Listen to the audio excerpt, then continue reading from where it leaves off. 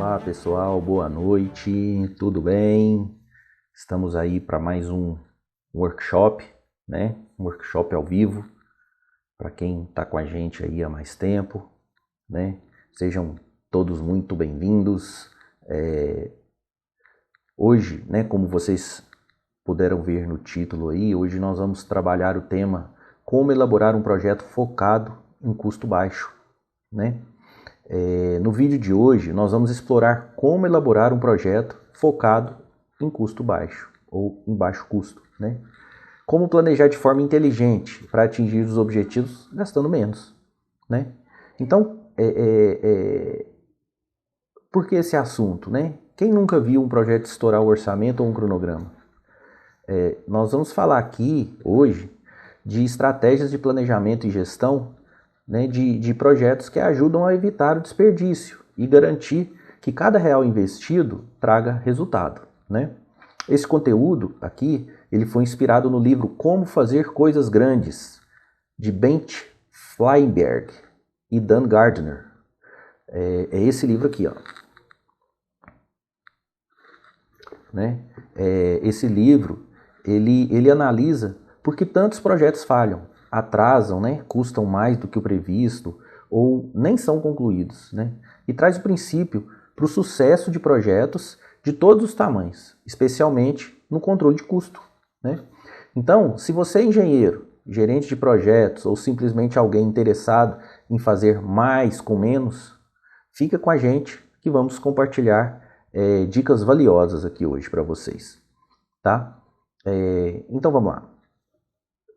Projetos são meios para um fim, não um fim em si mesmo. A primeira coisa que a gente precisa ajustar na nossa mentalidade é entender que um projeto ele não é um objetivo em si mesmo, e sim um meio para alcançar um objetivo, né? Em outras palavras, o propósito de um projeto, pessoal, ele deve atender a uma meta maior. Muitas vezes a gente cai aí na armadilha de nos apaixonar pela ideia, né? Pela ideia do projeto em si, né? Precisamos construir isso ou desenvolver aquilo. E aí a gente perde de vista o porquê por trás desse projeto. Então, para manter os custos baixos, é essencial começar qualquer projeto refletindo sobre qual o objetivo final queremos atingir.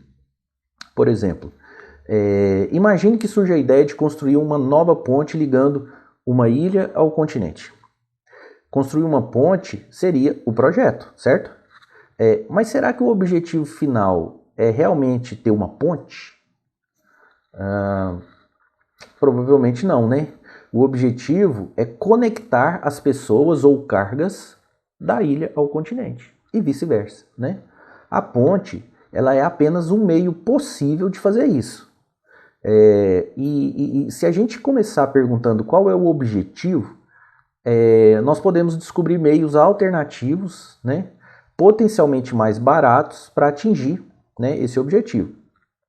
Quem sabe uma balsa ou um túnel, né, aqueles túneis subaquáticos, ou até mesmo melhorar a comunicação, né, se o objetivo for transmitir informações.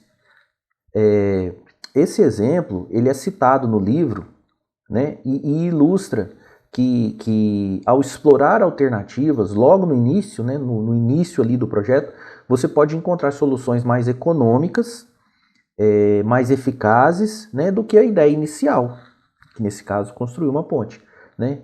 Então ele fala que a gente não deve se apaixonar, né, pela primeira ideia de solução. Apaixone-se pelo problema a ser resolvido, né? Isso aí é muito importante. Esses autores, eles resumem essa ideia com uma pergunta muito simples, né? Qual é o verdadeiro objetivo? E aí nesse livro eles afirmam assim, seu objetivo, ele não é realmente construir um trem, é levar pessoas do ponto A ao ponto B. Então pergunte-se, se um trem é mesmo a melhor opção de cumprir esse objetivo, né? Ou seja, sempre volte ao propósito fundamental. Ou seja, sempre volte ao objetivo do projeto.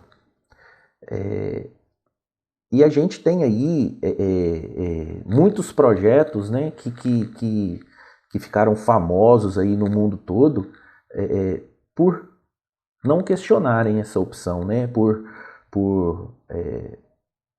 abraçar ali aquela primeira opção, e aí foi um desastre total, né? Então, gente, em resumo, a gente não pode confundir o projeto em si com o objetivo final, né? Foque no resultado desejado. Assim você consegue avaliar caminhos diferentes, né, para chegar até lá, escolhendo aquele que entrega o resultado com o menor custo, né? E a gente tem algumas técnicas, alguma coisa, né, para basear isso, né? Então, comece com o fim em mente, que nada mais é que um planejamento de trás para frente, né? Então, agora que a gente sabe onde a gente quer chegar, a gente precisa traçar como chegar lá da maneira mais econômica, né? E uma técnica poderosa, né, é planejar de trás para frente. Essa técnica ela também é conhecida como backcasting, né? Mas essa técnica ela basicamente significa começar o planejamento pelo fim. Você define claramente o resultado futuro ideal que você deseja e então traça o caminho de volta até o presente, né? É o oposto do planejamento tradicional. O forecasting, né, que projeta o futuro, né, a partir das condições atuais. No backcasting, em vez de perguntar o que provavelmente vai acontecer, né, você pergunta o que precisa acontecer para agirmos no nosso objetivo. Em vez de reagir às circunstâncias, você cria uma visão de sucesso, né, uma visão que vai te dar resultado e guia as ações para realizar essa visão que você teve de caminho, né? O exemplo, né, que até o próprio livro mesmo fala de backcasting, em vez de você planejar avançando passo a passo, né, começando de hoje, né, a gente tem que imaginar primeiro onde você quer chegar, no seu objetivo final, e então volta retroativamente, identificando cada etapa necessária para alcançar esse futuro. Então essa abordagem ela permite visualizar o caminho mais eficiente e antecipar os desafios, mantendo todas as ações alinhadas com o resultado desejado. Essa abordagem de planejamento da direita para a esquerda, ela traz várias vantagens, né? Ela mantém o foco no objetivo final, né? Porque você começou com o final, ajudando a evitar distrações e gastos desnecessários de trás para frente, né? Além disso, você consegue antecipar riscos e obstáculos melhor do que num planejamento convencional. Porque ao imaginar todo o caminho para chegar até no objetivo, fica mais claro, né, onde pode surgir desafios, permitindo já planejar como superar esses desafios, né, ou evitar ali os custos extras que vierem a aparecer. Então, para aplicar o backcasting na prática, né, nós vamos falar aqui um passo a passo resumido, né, com base em recomendações aí de alguns especialistas aí no mundo, né? Primeiro, né, você precisa definir a meta final. Ter com total clareza sobre o objetivo a ser alcançado, né? Sem se limitar pelo que parece possível hoje. Por exemplo, construir uma casa de 100 metros quadrados por 100 mil reais em um ano. Esse é o objetivo, né? Construir uma casa de 100 metros quadrados por 100 mil em um ano. Identifique as etapas anteriores ao objetivo. Então você pergunta para você mesmo: o que precisa acontecer imediatamente antes de atingirmos esse objetivo final? Aí depois, o que vem antes dessa etapa, e assim por diante, né, retrocedendo sequencialmente até chegar ao presente, né, listando aí todos os marcos e entregas necessários de ordem inversa. Né. Destaque os estágios críticos. Né. Esse destacar os estágios críticos é identificar quais são os pontos chaves que podem determinar o sucesso ou o fracasso. Né? Quais etapas ou decisões são mais arriscadas, né? mais difíceis, mais complexas. Esses pontos, eles merecem, né, obviamente, uma atenção especial. E é importante você colocar as folgas necessárias, né? Colocar ali as contingências necessárias, né? Nesses pontos que você vê aí com um risco maior. Né? Outro ponto importante desse passo a passo é analisar possíveis cenários. Né? Para cada etapa que a gente listou, né, que vai durar esse projeto, a gente tem que pensar nos cenários otimistas e nos cenários pessimistas. Né? O que pode dar muito certo ou o que pode dar errado. Né? O que pode atrasar, né, para que a gente possa antecipar essas dificuldades e pensar em ações, né, preventivas. Né? E aí, por fim, né, depois disso tudo listado, a gente refina, né, e implementa o plano. Né?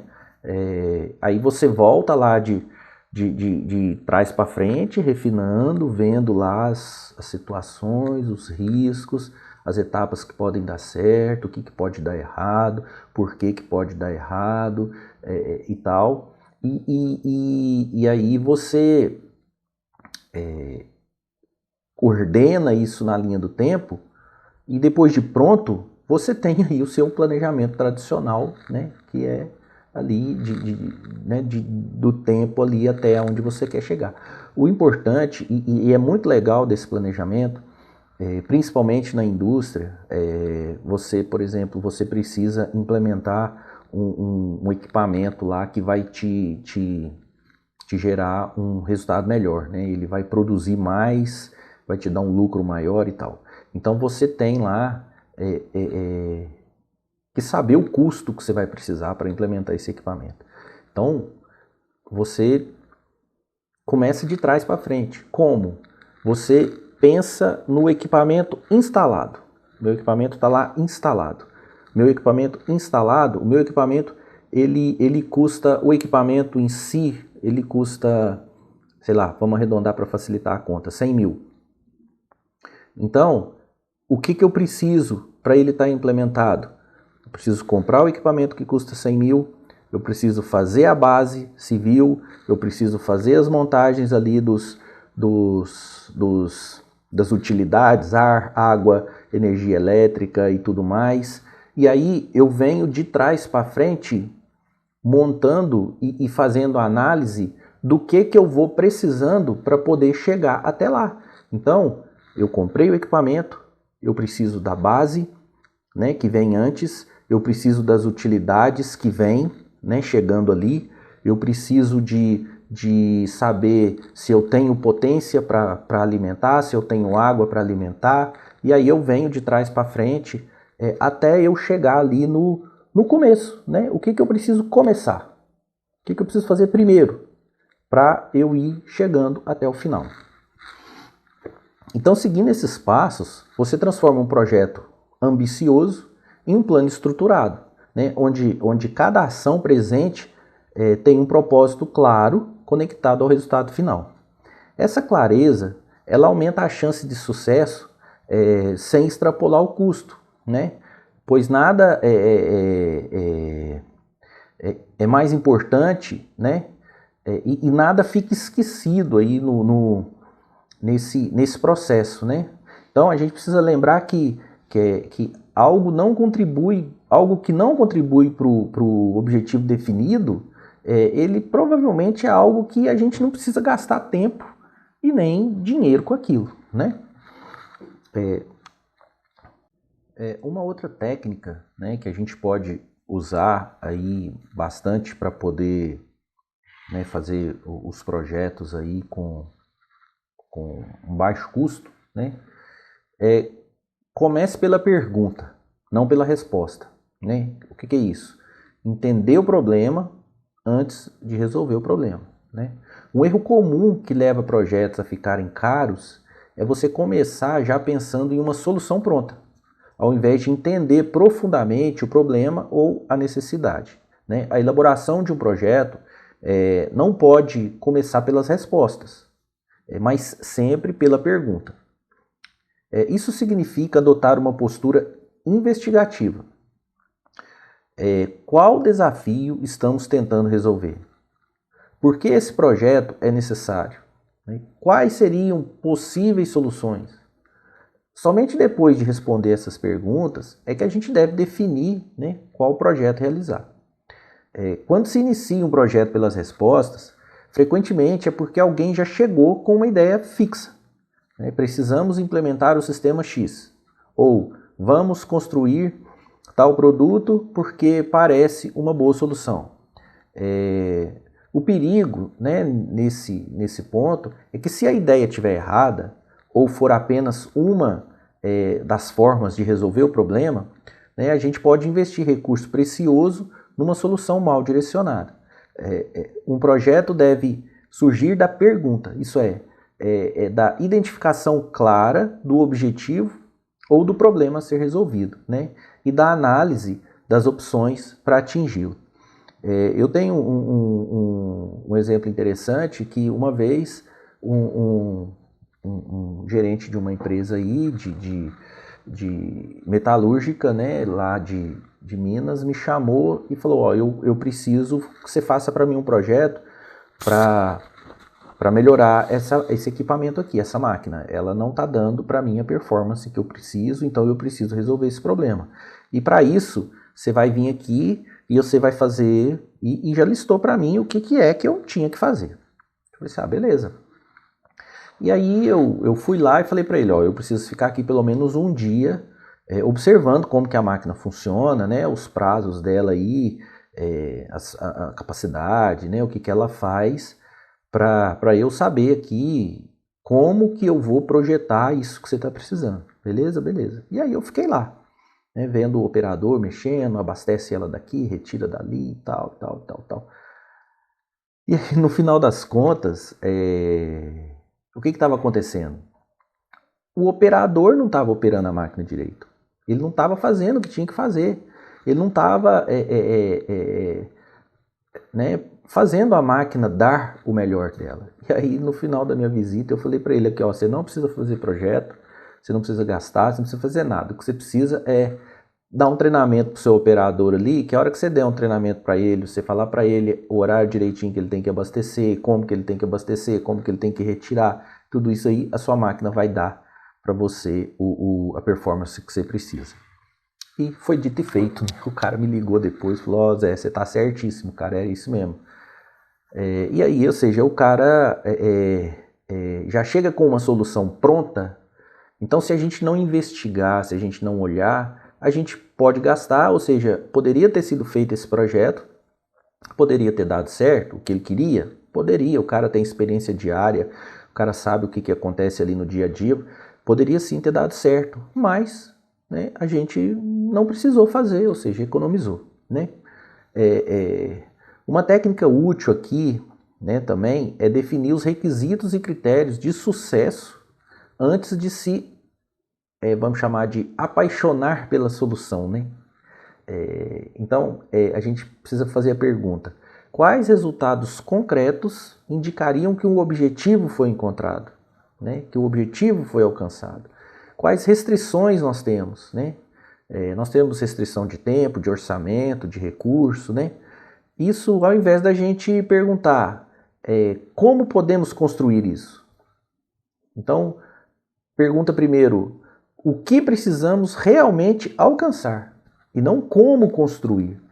Porque a gente entendendo onde a gente quer chegar, aí sim a gente vai estudar como construir, né? Essa mudança de enfoque, ela abre espaço para criatividade e para comparar diferentes abordagens, né? Inclusive abordagens de menor custo, né? Que é o principal aqui do nosso assunto de hoje.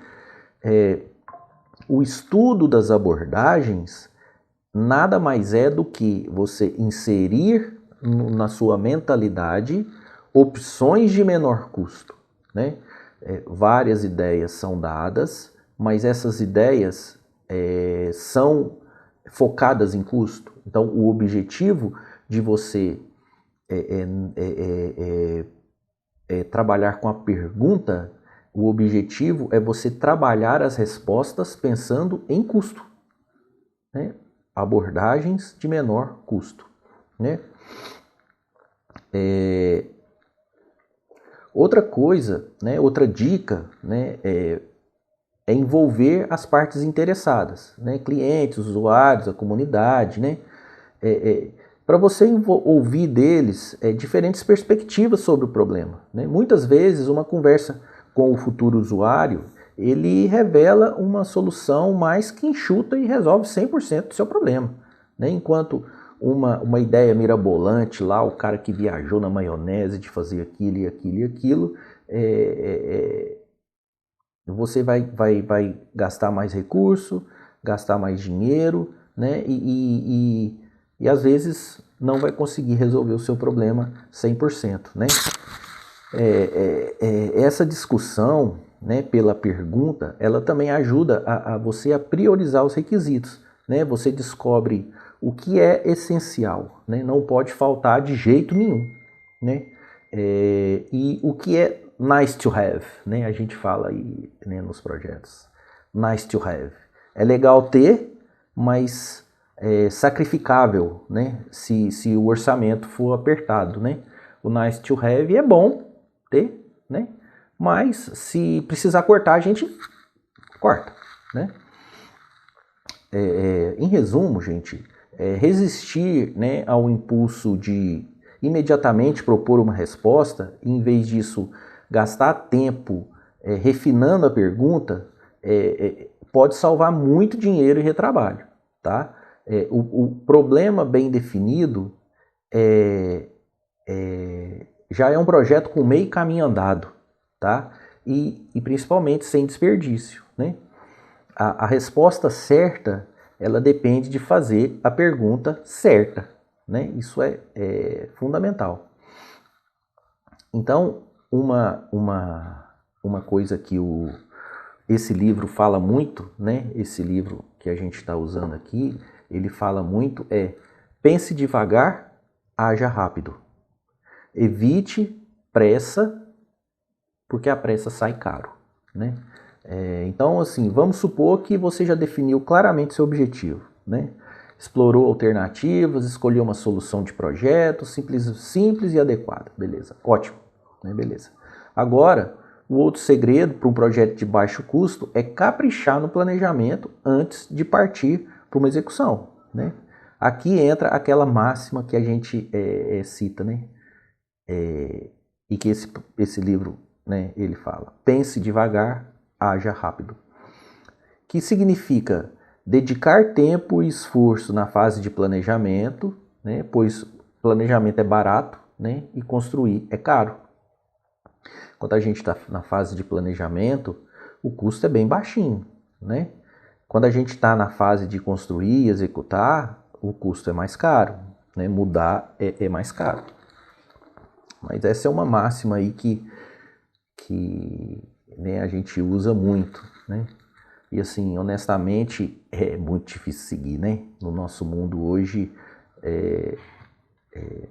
a gente gasta muito mais a hora que a gente está executando, né? Na fase de planejamento, geralmente você não tem tempo de planejar, você não tem tempo de pensar. Então, essa técnica de pensar devagar e agir rápido, cara, isso aí você... Não é que você ganha dinheiro, você deixa de gastar muito dinheiro, né? Isso pode soar contra-intuitivo, né, para alguns, né? O planejamento minucioso, ele consome horas de trabalho, né? Talvez até gasta algum dinheiro com estudo, protótipo, consultoria e tal, mas né, pesquisas foram feitas aí e os dados mostram que esse investimento inicial ele vale muito a pena, né? O Flyberg, como é que fala o nome desse cara? Flyberg, desse livro, ele compilou uma base aí de 16 mil projetos, né, no mundo inteiro. E ele constatou, né, um negócio assim que cara, é assustador, bicho. 91,5% dos projetos saem mais caro ou mais lentos que o previsto. Cara, 91,5%, né? Ou entregam menos benefícios que o prometido. Cara, em média, grandes projetos têm 62% de custo acima do orçamento original.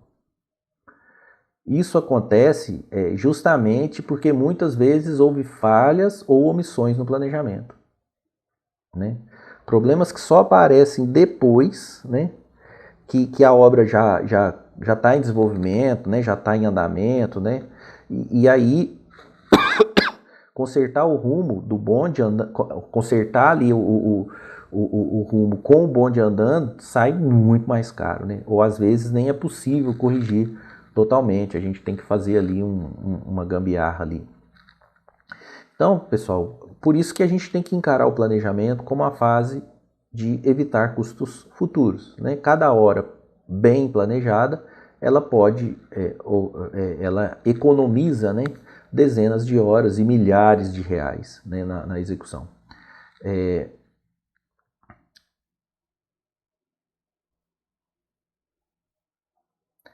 Então, chegando aí no final, né, chegando no final do nosso workshop, como praticar um planejamento detalhado e efetivo, né? Vamos dar aqui algumas dicas, né? Primeiro, divida a gente dividir o projeto em fases e entregas menores, né? Projetos modulares, né? Fazer módulos ali que permite aprender e ajustar rapidamente e evitar que um erro pequeno ali naquele módulo contamine, né, o projeto inteiro. Então faça o possível para você pegar o seu projeto e dividir ele em partes e trabalhar em partes, justamente para não haver essa contaminação, né? Uma outra dica importante use dados de referência, né? A gente não deve confiar no achismo, né?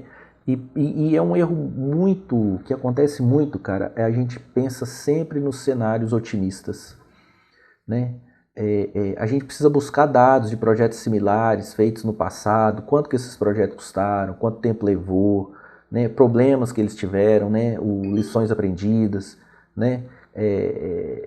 Isso é fundamental, cara, fundamental. E assim, é aquele negócio, a gente tem que pensar positivo, né? Vamos pensar positivo, vai dar tudo certo, mas cara, a função do planejamento é pensar que vai dar merda, pensar que vai dar errado e tratar isso, né? Tratar esse risco, né? Para que ele não aconteça, né? Outra dica importante, né? Que a gente falou aí, identificar os riscos e planejar a mitigação, né? Porque, cara, todo projeto tem incerteza. Todos. Então a gente tem que listar, a gente tem que ver a probabilidade desse risco acontecer, a severidade, se ele acontecer, o que vai acontecer, o que vai ocasionar na minha obra, no meu projeto, né? Sei lá, clima, uma licença que não saiu. Então, assim, já coloca no seu planejamento todos esses riscos, né? Já planeja a mitigação e planeja o plano B, o plano C. Não vamos ter ali só pensamentos positivos, tá? Lógico, vamos pensar positivamente, mas também vamos pensar no que vai dar errado, né? Outra dica, não pule etapas de validação, né?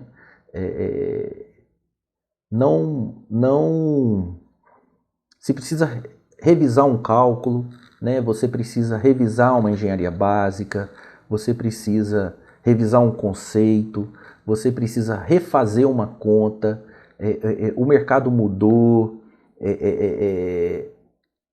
essas etapas principais que o projeto tem, as etapas ali cruciais do projeto, revisa. Quando você está mudando de fase, revisa. Você precisa garantir o seu resultado final, né? Então, não pula essas etapas de validação e nem negligencie as etapas. A gente sabe que o tempo hoje ele é crucial.